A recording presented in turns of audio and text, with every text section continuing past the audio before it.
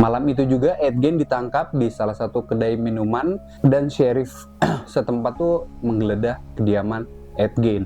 Ketika melakukan penggeledahan di lahan pertanian Ed Gein di sana, tepatnya di gudangnya, baru di gudang nih ya, di gudangnya seorang sheriff ini menemukan hal yang di luar nalar setiap manusia. Ia menemukan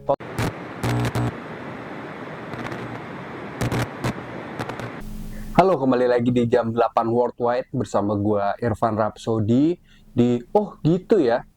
Apa kabarnya nih? Semoga yang menonton ini dalam keadaan sehat walafiat. Kalau misalnya lagi sakit, itu disegerakan penyembuhannya. Kalau lagi moodnya sedang turun karena pertandingan Bahrain kemarin, semoga diturunkan lagi ekspektasinya, tetapi jiwa semangat kita harus tetap nomor satu, mendukung timnas Indonesia. Agak nggak nyambung, cuman ya begitulah ya. Yang membuat minggu ini agak suram tuh udah kalah dari Cina, wasit yang botak itu ngebuat mood jadi malas bikin video. Tapi ya udahlah, hidup terus berjalan. Kita tuh tidak bisa banyak ngomong ya. Nah, hari ini gue akan menceritakan satu sosok yang dari orang ini itu menginspirasi 3 film ini. 3 film ini tuh salah satu sosoknya yang berada dalam film-film itu ini menginspirasi dari orang bernama Ed Gein. Nah, kenapa sih dia menjadi sosok yang inspiratif kepada para pembuat film ini untuk membuat film tentu saja ya. Sebenarnya ini bukan sosok inspiratif sih ya. Jadi mendingan lo dengerin aja ceritanya siapa sih ini dia. Edward Theodore Gein, atau bisa kita panggil dan dikenal khalayak luas, itu adalah Ed Gein. Ini lahir pada 27 Agustus 1906 di La Crosse, Wisconsin. Ayahnya ini adalah seorang pecandu alkohol yang sangat berat ya. Sedangkan ibunya ini dia itu sosok yang sangat religius dan juga fanatik. Ed Gein mempunyai abang bernama Henry. Ibunya Ed Gein ini bernama Augusta.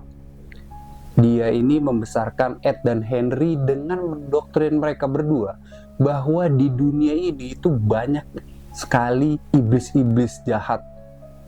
Nah, karena doktrin itu, karena ada pemikiran yang agak aneh dari ibunya ini, karena fanatik dan religiusnya itu, ibunya ini ingin untuk pindah dari kota La Crosse karena dia merasa La Crosse itu penuh dengan iblis. Akhirnya satu keluarga pun pindah ke daerah bernama Plainfield. Di Plainfield, Ed Gein sekeluarga hidup di luar dari kota Plainfield-nya ya.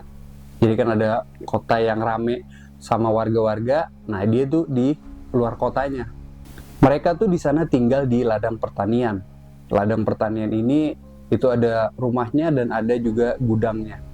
Tapi dikelilingi oleh ladang pertanian dan juga dekat dengan hutan. Karena rumahnya jauh yang dari luar kota ini, dari kota Plainfield-nya itu sendiri, hasilnya adalah Ed Gein ini hanya keluar rumah kalau bersekolah aja. Kalau nggak sekolah, dia udah di rumah doang nih sama keluarganya. Nah, atas dasar itu, teman-temannya Ed Gein ini melihat bahwa Ed Gein ini agak aneh nih. Sosialnya kurang nih dia nih. Dia sering ngomong sendiri, pokoknya banyak hal-hal yang aneh menurut teman-temannya. Walaupun begitu, Ed Gein ini tuh sangat menghormati dan nurut banget sama ibunya. Dia sangat mempertahankan ajaran ibunya tuh yang sangat religius dan fanatik ini ya. Walaupun gue gak dapet info nih ajaran ibunya nih ajaran apa ya. Tetapi abangnya Henry ini seringkali berbeda pendapat dengan ibunya dari Ed Gein. Ketika mereka sedang ngobrol berdua, Ed dengan abangnya Henry ini seringkali jelek-jelekin ibunya. Mungkin ibunya ini terlalu berpikiran kolot ya, terlalu konservatif. Sementara Ed Gein ini nggak pernah sama sekali melawan ibunya. Dia nurut aja orangnya.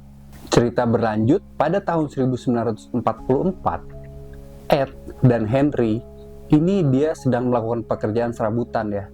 untuk ya jajan-jajan santai. Mereka ini bekerja ketika itu membersihkan rumput-rumput di dekat rawa. Nah, caranya itu dengan membakar rumput-rumputnya tersebut. Ya, kemungkinan lahan itu untuk jadi pertanian atau apa gitu ya. Nah, ketika mereka membakar rumput-rumputnya itu, ternyata apinya ini menjadi tidak terkendali. Api yang menjadi tidak terkendali akhirnya memaksa pemadam kebakaran datang ke lokasi itu, memadamkan api. Nah, Ed Gein yang sedang ada di sana bilang kepada pemadam kebakaran bahwa abangnya Henry menghilang. Tak selang berapa lama, mayat Henry ditemukan dalam posisi tertelungkup di rawa-rawa. Polisi menyatakan kematian Henry ini karena sesak nafas. Tewasnya Henry membuat Ed dan ibunya Augusta otomatis tinggal hanya berdua saja di rumah peternakan yang ia punya, karena ayahnya sudah meninggal pada tahun sebelumnya lah, gue lupa. Mereka berdua hidup mengisolasi diri dari warga setempat hingga pada tahun 1945 Augusta, ibunya Ed Gein, itu meninggal dunia. Ed Gein yang anak yang sangat menurut sama ibunya dan sangat mengagumi ibunya seumur hidup, itu dia tidak pernah berkencan dengan wanita. Iyalah, dia orang jarang keluar rumah. Kalaupun keluar rumah itu juga kerja serabutan dong, jadi tukang, kuli. Tetapi karena kepergian ibunya, Ed menjadi sendirian nih. Karena dalam kesendirian itu, dia sangat menghormati dan mengagumi ibunya. Bahkan kamar ibunya itu dibuat bersih, gak pernah disentuh sama sekali. Tetapi sisi lain ruangan yang ada di rumah itu kotor, kumuh, gak pernah dibersihin lah. Hanya kamar ibunya saja yang tetap dibuat bersih, seperti ibunya terakhir kali tidur lah gitu di kamarnya. Dan juga Ed Gein ini dalam kesendiriannya juga mengembangkan minat terhadap buku-buku anatomi tubuh ya, eksperimen-eksperimen Nazi. Habis itu ia juga mempunyai fantasi-fantasi liar terhadap tubuh manusia. Namun hingga beberapa tahun kemudian akhirnya warga Plainfield itu dikejutkan oleh siapa sebenarnya Edward Theodore Gein ini. Selama Ed Gein hidup sendirian, ia nih bekerja sebagai tukang, dan dia juga menerima bantuan subsidi pertanian dari pemerintah pada tahun 1951. Pokoknya pekerjaan-pekerjaan kasar nih dilakukan Ed Gein untuk menyambung hidupnya. Nah, ketika itu tahun 50-an sampai tahun 58 itu seringkali ada warga yang menghilang, seperti Mary Hogan yang menghilang pada tahun 1954. Dia ini adalah seorang wanita yang mempunyai kedai minuman. Hingga pada tahun 16 November 1957, Bernice Worden, pemilik toko perkakas di Plainfield, itu menghilang. Putra dari Bernice Worden, yaitu Deputy Sheriff Frank Worden, ini berkunjung ke tokonya pada jam 5 sore. Warga-warga di sana itu melihat toko itu tutup pada hari itu. Nah, anaknya datang jam 5 sore. Ketika masuk ke dalam toko, ke toko orang tuanya ini, dia menemukan mesin kasir ini dalam posisi yang terbuka dan ada noda darah di lantai. Frank Worden langsung menelpon pihak kepolisian. Kepada pihak kepolisian, Frank Worden ini mengatakan bahwa Ed Gein ini telah berada di toko ibunya malam sebelum ibunya menghilang. Dia bisa ngomong karena slip penjualan terakhir yang ditulis oleh ibunya adalah penjualan 1 galon anti beku yang dibeli oleh Ed Gein. Malam itu juga Ed Gein ditangkap di salah satu kedai minuman dan sheriff setempat tuh menggeledah kediaman Ed Gein. Ketika melakukan penggeledahan di lahan pertanian Ed Gein di sana, tepatnya di gudangnya, baru di gudang nih ya, di gudangnya seorang sheriff ini menemukan hal yang di luar nalar setiap manusia. ia menemukan potongan tubuh Bernice Worden yang telah dipenggal, digantung dengan posisi terbalik, kakinya di atas, kepalanya sudah dia dipenggal, tangannya itu diikat ke kedua tali. Jadi begini nih, tapi kakinya di atas. Worden ini meninggal ditembak dengan senapan dan dimutilasi. Nah, yang lebih mengerikan lagi, lebih menjijikan lagi, ketika pihak kepolisian ini menggeledah rumah dari Ed Gein. Di sana pihak kepolisian menemukan nih ya, beberapa listnya ya.